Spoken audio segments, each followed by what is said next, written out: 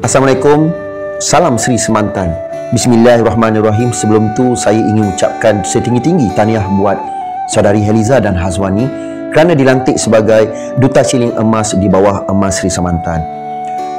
Semalam baru saja selesai sidang media yang dianjurkan oleh Emas Sri Semantan yang berlangsung di Saloma Bistro, Kuala Lumpur.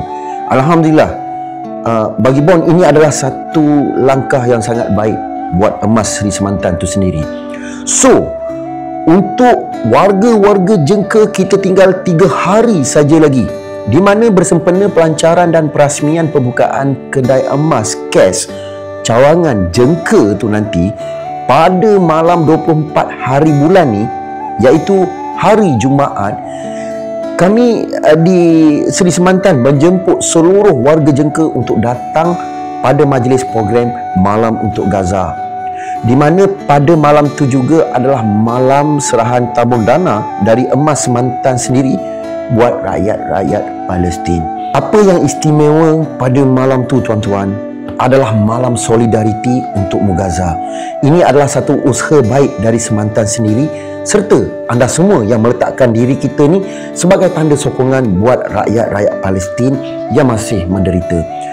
Jadi pada malam tu, aktivis Sumut Flotilla, The Helmis, Heliza dan Hazwani dijemput untuk berkongsi pengalaman mereka selama berada di lautan dan waktu-waktu pahit ketika ditahan oleh tentera syaitan.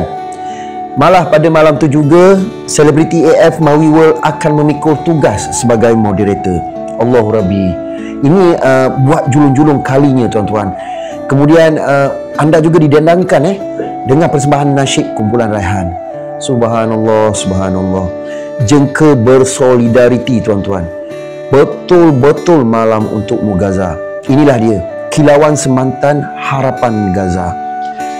Jadi insya-Allah pada malam tu juga penyerahan sumbangan rasmi cash akan diberikan pada wakil NGO Cinta Salam Malaysia. Bismillahirrahmanirrahim.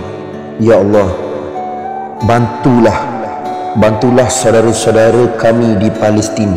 Ya Allah, kuatkanlah tekad mereka, tabahkanlah mereka dalam menghadapi musibah dan berikanlah kesabaran kepada mereka. Ya Allah, terimalah mereka, para syuhada, dan selamatkanlah mereka dari setiap kezaliman tentera-tentera Zionis. Amin. Jadi buat saudara-saudaraku di Jengka, jangan lupa anda dijemput pada malam tersebut, 24 hari bulan, malam hari Jumaat Oktober ini.